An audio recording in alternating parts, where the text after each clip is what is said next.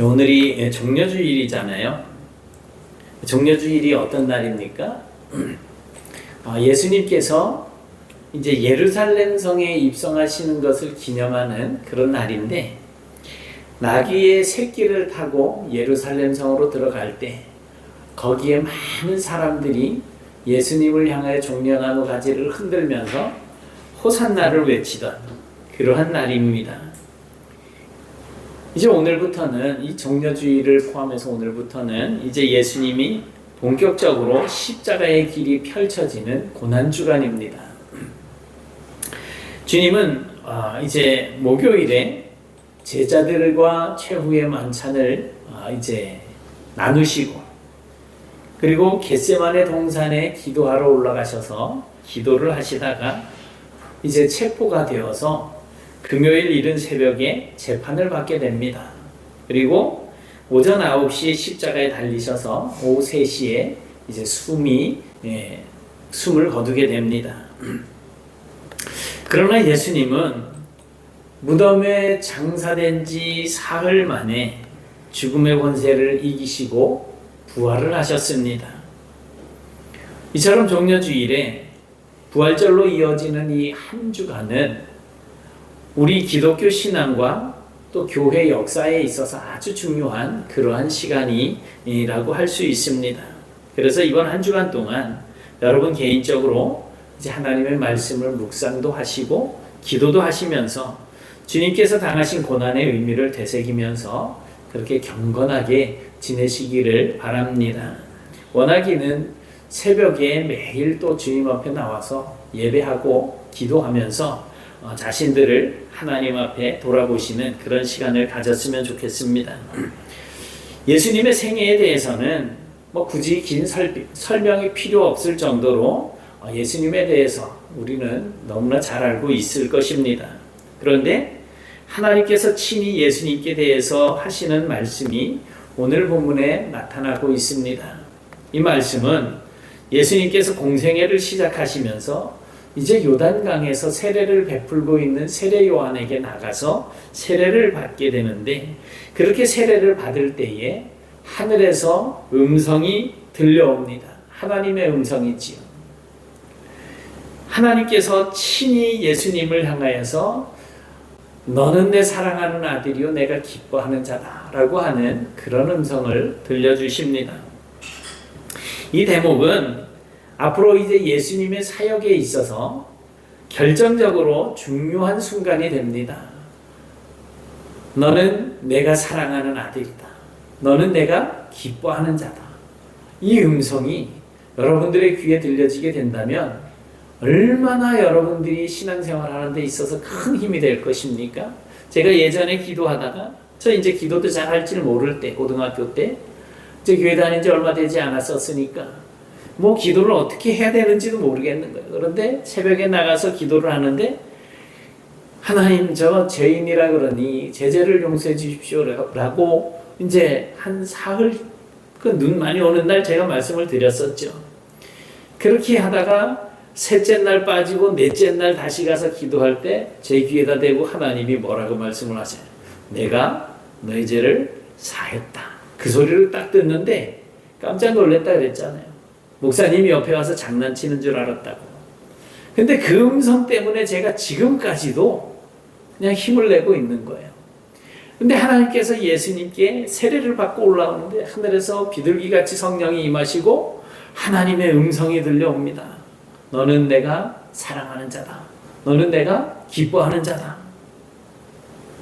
하나님의 아들로서 하나님의 뜻을 이루기 위해서 이 땅에 보내심을 받았다고 하는 어떤 자기 정체성, 자기 자신에 대한 어떤 의식, 이것이 예수님에게 정말 아주 확실하게 세워지는 그런 대목이기 때문에 이 장면이 정말 예수님의 공생애에 있어서는 엄청나게 중요한 장면이 되는 겁니다.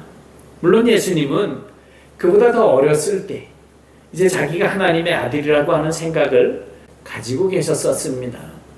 예수님이 12살 때에 유월절을 맞이하게 됩니다. 그래서 예루살렘으로 이제 부모님과 함께 이렇게 올라가게 됐죠. 절기를 지키기 위해서. 그런데 뭐 부모님이 이제 다시 고향으로 내려가게 될 때 뒤를 졸졸졸졸 따라가야지 되는데 뭐 회당 안에 들어가서 말씀을 전하는 그런 랍비들, 뭐 제사장들이나 서기관들이나 이런 사람들하고 말씀을 주고받는데 대화가 되는 거예요. 예수님이야 시간 가는 줄 몰랐죠. 꼬마 예수인데 부모들은 그것도 모르고 이제 집으로 가고 있다가 이 아이가 없어진 거를 알게 됐어요. 얼마나 가슴을 졸였겠습니까? 그렇게 3일 동안 아들을 찾아서 물어물어 수소문하면서 오다가 예루살렘에서 이제 만나게 됐죠. 너 도대체 하면서 이제 막 자신들이 얼마나 조바심을 내고 근심하고 걱정했는지를 뭐 분명히 이야기하지 않았겠습니까? 이제 앞으로는 내 옷자락 붙들고 놓지 마. 끝까지 쫓아와야 돼. 라고 했겠죠. 그때 예수님께서 뭐라고 말씀을 하십니까? 내가 내 아버지 집에 있어야 될 줄을 알지 못하셨나이까? 예수님은 분명히 12살 꼬맹이 때도 하나님의 아들이라고 하는 그런 자의식을 가지고 있었던 것입니다. 여기서 예루살렘 성전을 가리켜서 내 아버지의 집이라고 말씀을 한다는 거죠. 그러니까 하나님과 자신과의 아주 특별한 관계를 이제 나타내는 그러한 내용입니다. 그러나 하나님으로부터 직접 너는 내 사랑하는 아들이다 라고 하는 말씀을 들은 것은 이 요단강에서 세례 요한에게 세례를 받을 때 그때가 처음이라는 겁니다. 성경에 나타난 바에 의하면 그렇다는 거예요. 이게 이제 바로 예수님의 공생애가 시작되어지는 그런 장면이죠. 사실 이 말씀은 오래전 이사야 선지자를 통해서 그렇게 이미 예언되어져 왔던 그런 말씀입니다. 이사야서 42장 1절에 보니까 이렇게 이제 예언이 되어져 있습니다. 내 마음에 내가 붙들은 나의 종, 내 마음에 기뻐하는 자, 곧 내가 택한 사람을 보라. 내가 나의 영을 그에게 주었은지. 이제 오늘 그 머리에 비둘기같이 성령이 임하는 그 장면까지 이렇게 이사야 선지자가 훨씬 수백 년 전에 예언을 하고 있었다는 거예요. 그동안에 많은 사람들이 이 말씀을 읽어왔지만 이것이 예수님에게 적용되어지는 그런 예언이라는 사실은 아무도 아는 사람들이 없었습니다.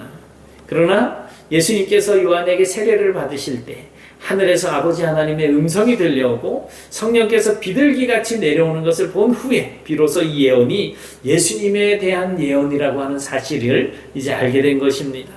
그런데 이러한 하나님의 음성이 요단강에서 세례 받을 때만 들려왔던 것이 아니고 이제 그 이후에도 또 한 번 이러한 음성이 들려지게 됩니다. 그것은 이제 지금은 예수님이 사역을 시작할 때잖아요. 이제 사역이 맞춰질 때쯤이죠. 그러니까 예수님께서 십자가에 더 가까이 다가가 계셨을 때 아버지 하나님께서는 예수님이 누구신지를 다시 한번 확인시켜 주십니다. 어느 날 예수님께서 베드로와 야고보와 요한 세 제자를 데리고 변화산이라고 알려진 그 산으로 올라가잖아요. 그 산에 올라갔는데 예수님이 그들 앞에서 이제 모습이 변형이 되어집니다. 얼굴이 해같이 밝게 빛나고 옷은 빛과 같이 휘어져서 빨래하는 사람들이 도저히 그렇게 희게 할 수 없을 정도로 그런 흰 옷으로 이제 바뀐 거예요. 그때 제자들이 보니까 모세와 엘리야, 이분들이 그 예수님과 같이 이야기를 나누고 있는 분들이 모세고 엘리야인 거는 어떻게 알았는지, 어쨌든 모세와 엘리야와 예수님이 삼자 회담을 나누고 있는 그런 내용을 이제 제자들이 보게 됩니다. 베드로가 그 모습이 너무 황홀했던 거예요. 그래서 완전히 그냥 취해 있는 상태로 주님, 우리가 여기 있는 것이 좋겠사오니 만일 주님께서 원하시면 제가 여기다가 초막셋을 짓겠습니다. 하나는 주를 위하여, 하나는 모세를 위하여, 하나는 엘리야를 위하여 짓겠습니다. 그때 갑자기 빛난 구름이 확 들이오더니 이런 음성이 들려오죠. 이는 내 사랑하는 아들이요 내 기뻐하는 자니 너희는 그의 말을 들으라. 이렇게 말씀을 합니다. 하나님께서 말씀하시는 거예요. 그러니까 하나님께서 예수님이 하나님의 아들로서 해야 할 일이 무엇인지를 이제 말씀을 해주시는데 아직 제자들은 잘 몰라요. 그러니 너희들이 내 아들 예수가 무슨 말을 하든지 어떤 행동을 하든지 그의 말을 들으라고 그렇게 말씀을 하시는 겁니다. 여러분, 예수님이 하나님의 아들로서 해야 할 일이 뭡니까? 이 땅에 오셔서요? 십자가를 지는 거예요. 십자가를 지는 겁니다. 세상 죄를 다 짊어지고 십자가에서 그 죄 때문에 죽임을 당하는 일을 예수님이 감당하시기 위해서 이 땅에 오신 거잖아요. 그 일을 위해서 보내심을 받았으니 이제 이 산에서 초막 짓고 엘리야와 모세와 함께 여기서 그대로 지낼 것이 아니라는 거예요. 이 음성을 듣고 예수님은 산에서 내려오셨고 결국 십자가의 길을 걸어가십니다.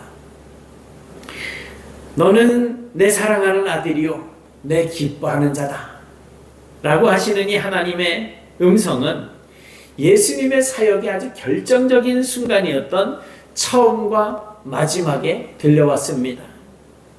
그 음성을 듣고 예수님이 공생애를 시작했고 또한 보내심을 받은 대로 끝까지 충성해서 십자가의 길을 걸어갈 수가 있었던 겁니다.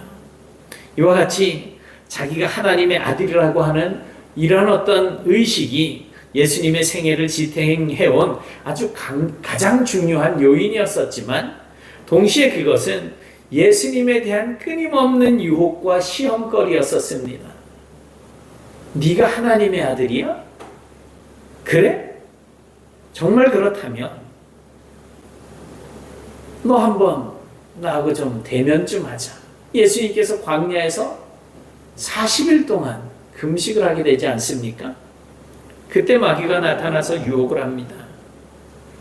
마귀는 마태복음 4장 3절에 의하면 시험하는 자라고 이렇게 소개가 되어지고 있습니다.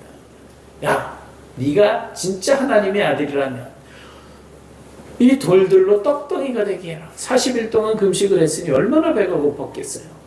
그러니 떡이라고 하는 것 뭐 만들어서 잡수실 수도 있는 거죠. 40일 금식 끝났으니까. 자, 그런데 이 돌로 떡덩이 바꾸는 능력을 예수님은 얼마든지 행하실 수 있는 분입니다. 왜냐하면 말씀으로 천지를 창조하신 그 능력의 주님에게 있어서 이 눈앞에 있는 돌 떡으로 만드는 게 뭐가 그렇게 힘든 일이었겠어요.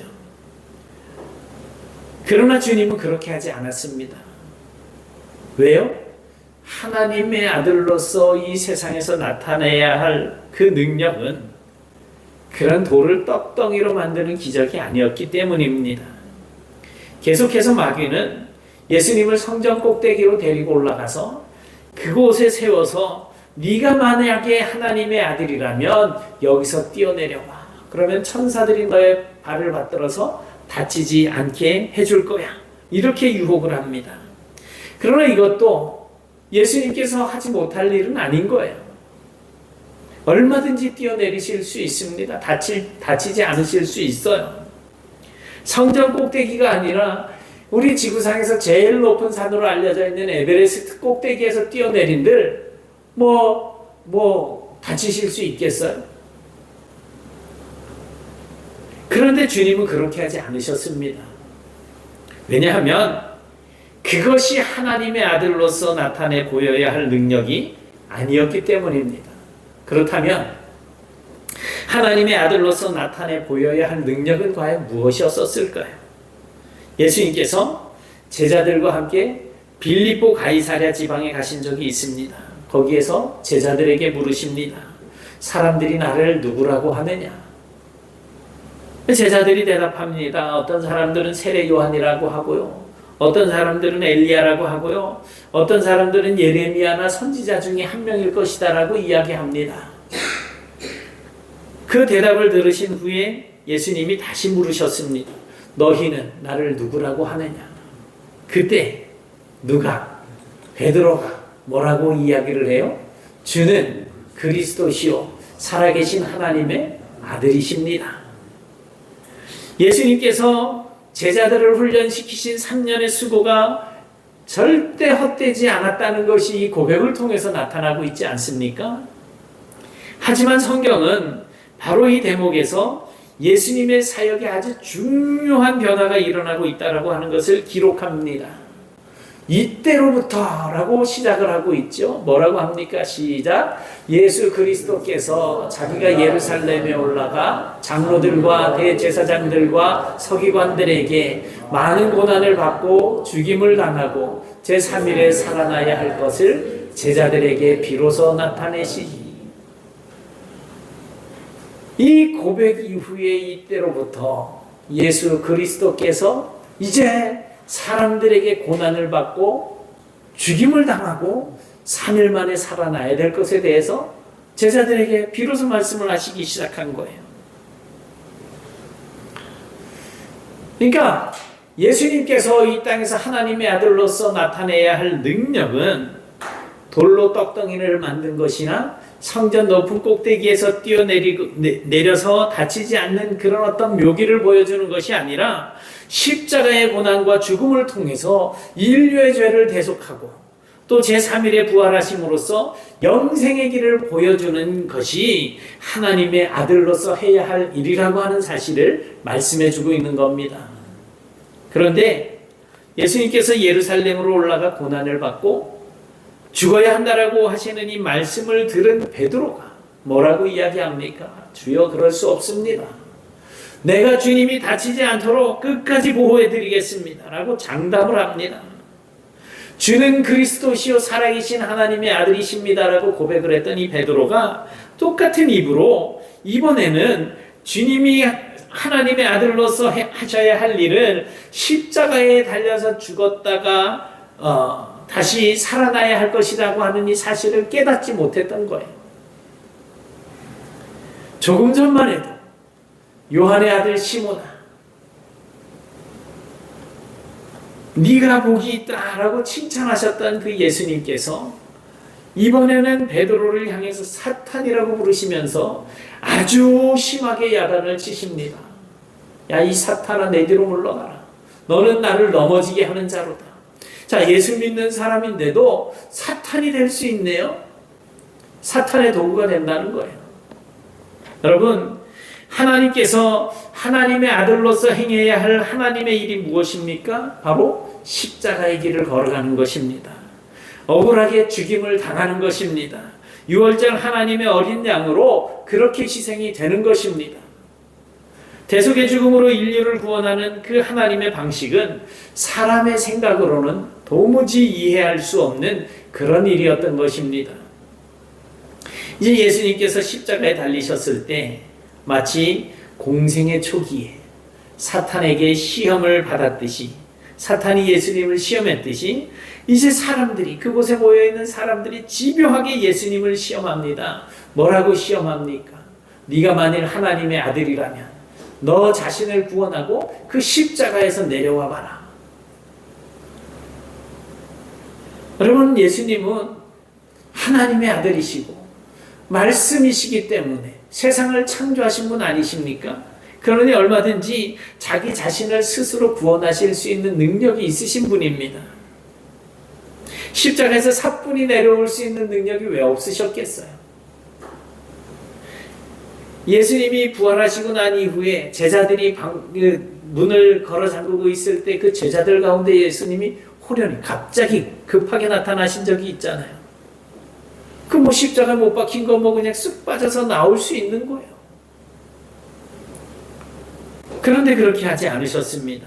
왜냐하면 그것은 하나님의 아들로서 나타내야 할 능력이 아니었기 때문입니다.